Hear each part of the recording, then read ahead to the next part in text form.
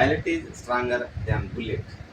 సమాజంలో హింసను ప్రేరేపించే బుల్లెట్ కంటే ప్రజాస్వామ్యాన్ని స్థిరీకరించేటటువంటి ఓటు అత్యంత శక్తివంతమైనది అంటారు Abraham Lincoln.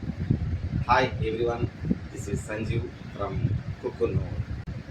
Sir 2026 SIR special intensive revision voter జాబితా ప్రత్యేక సమగ్ర సవరణ కార్యక్రమం 2026 దేశవ్యాప్తంగా అలజడి సృష్టించి ప్రతిపక్షాలను ఆందోళనకు గురి చేసి ప్రజల్లో అభద్రతాభావం కలిగించినటువంటి సర్ కార్యక్రమం మన ఆంధ్రప్రదేశ్ రాష్ట్రానికి రానే వచ్చింది. ఓటరు జాబితా ప్రత్యేక సమగ్ర సవరణ కార్యక్రమం జూన్ 15న ప్రారంభమై సెప్టెంబర్ 22తో మన ఆంధ్రప్రదేశ్ రాష్ట్రంలో ముగుస్తుంది. అర్హులైన ప్రతి పౌరులను ఓటరు జాబితాలో నమోదు చేయడం, అనర్హులను ఓటరు జాబితా నుంచి తొలగించడం ఈ కార్యక్రమం యొక్క ముఖ్య ఉద్దేశ్యం. ఓటరు జాబితా ప్రత్యేక సమగ్ర సవరణ ద్వారా సర్వే చేసి మరణాలు, డూప్లికేట్ ఓట్లు, వలసలు, అదేవిధంగా అక్రమంగా ఓటు సంపాదించినటువంటి వారి ఓట్లను తొలగించడం ఈ కార్యక్రమంలో జరుగుతూ ఉంది. అర్హులైనటువంటి ఓటర్లకు ఏ విధమైనటువంటి సమస్య ఉండదు. కానీ ఓటర్లు కూడా మన ఓటు హక్కును, అదేవిధంగా మన పాత ఓటును కాపాడుకోవడానికి ఎన్నికల సంఘం వారి సూచనలు పాటించి బూత్ లెవెల్ అధికారులకు అవసరమైనటువంటి పత్రాలు సమర్పించి బూత్ లెవెల్ అధికారులకు సహకరించవలెను.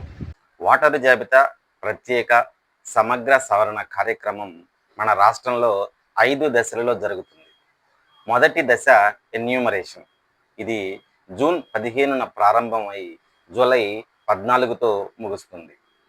రెండవ దశ డ్రాఫ్ట్ జాబితా ప్రచురణ.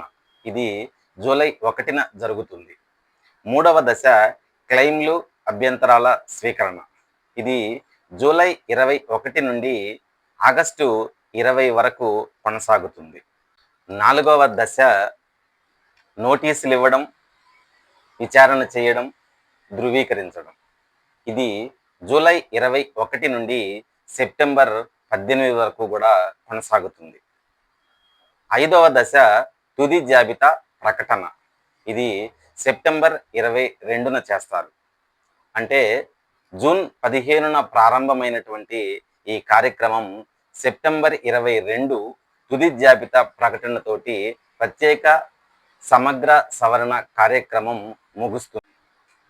ఫ్రెండ్స్, మన రాష్ట్రంలో మే 12, 2026 నాటికి 4,16,00,000 పైచిలకు ఓటర్లు ఉన్నారు. కీలక ఘట్టం అయినటువంటి బూత్ లెవెల్ అధికారులు ఇంటింటి సర్వే కార్యక్రమాన్ని చేయడానికి ప్రభుత్వం వారు 46,000 మంది బిఎల్ఓలను నియమించారు. అదేవిధంగా బూత్ లెవెల్ అధికారులను సమన్వయం చేసుకోవటానికి రాజకీయ పార్టీల పక్షంగా బూత్ లెవెల్ ఏజెంట్లను 69,000 వరకు ఈ కార్యక్రమంలో పాలు పంచుకోనున్నారు. ఎస్ఐఆర్ కార్యక్రమం నందు ఎన్యూమరేషన్ ఫారం నింపడం కీలకమైనటువంటి ఘట్టం. ఇంటింటి సర్వేలో భాగంగా బూత్ లెవెల్ అధికారులు ప్రతి ఇంటికి 3 సార్లు వస్తారు. ప్రతి ఓటరు 2 ఎన్యూమరేషన్ ఫారాలు ఇస్తారు. ఒక ఎన్యూమరేషన్ ఫారం రసీదుగా మన దగ్గర ఉంటుంది.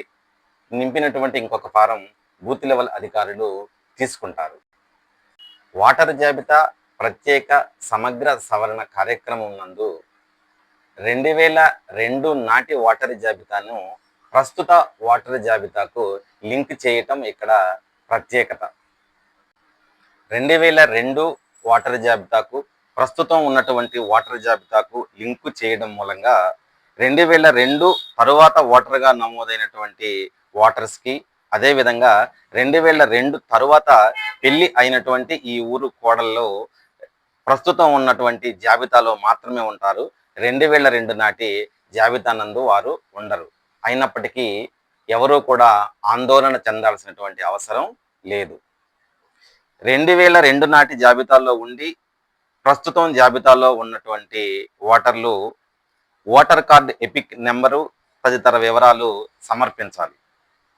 2002 జాబితాలో లేకుండా ప్రస్తుతం ఉన్నటువంటి జాబితాలో మాత్రమే పేరు ఉన్నటువంటి ఈ ఊరి కోడళ్ళు వారు వారి యొక్క పూర్వ ఆధారాలు తల్లి, తండ్రి, వారి గ్రామము, మండలము, వారి జిల్లా పేరు నింపి బూత్ లెవెల్ అధికారులకు సహకరించాలి. ముఖ్యంగా ప్రస్తుతం దిగినటువంటి ఒక పాస్పోర్ట్ ఫోటో కూడా వారికి అవసరం అవుతుంది. ఓటు నిర్ధారించుకోవడానికి అవసరం అయినటువంటి డాక్యుమెంట్స్ బూత్ లెవెల్ అధికారులకు సమర్పించాలి. అదేవిధంగా ప్రస్తుతం దిగినటువంటి పాస్పోర్ట్తో కూడా సిద్ధంగా ఉండాలి. కొత్త ఓటు నమోదు చేసుకోవడానికి ఫారం 6, మరణాలు, అనర్హులను తొలగించడానికి ఫారం 7, చిరునామా మార్చుకోవడానికి ఫారం 8 ఉపయోగించాలి. ఓటర్స్గా మనకున్నటువంటి హక్కులు బూత్ లెవెల్ అధికారులు ప్రతి ఇంటిని 3 సార్లు సందర్శిస్తారు. మరీ ముఖ్యంగా ఓటరు జాబితా నుండి ముందస్తు అనుమతి లేకుండా ఎవరి ఓటు కూడా తొలగించబడదు. అప్పీళ్లు జిల్లా ఎన్నికల అధికారి లేదా భారత ఎన్నికల సంఘం గారికి మనం అప్పీల్ చేయవచ్చు. బాధ్యత కలిగినటువంటి ఓటర్లుగా మనం చేయవలసినవి ఎన్యూమరేషన్ ఫారం నింపి ఇవ్వాలి. ఇంటికి వచ్చినటువంటి బూత్ లెవెల్ అధికారులకు, రాజకీయ పక్షంగా వచ్చినటువంటి బూత్ ఏజెంట్లకు సహకరించాలి. అదేవిధంగా సర్ కార్యక్రమం నందు ప్రతి ఓటరు భాగస్వామ్యం అయ్యి దేశంలో ప్రజాస్వామ్యాన్ని బలోపేతం చేయాలి. ఎందుకంటే మన ఓటు మన హక్కు. జై భీమ్, జై భారత్.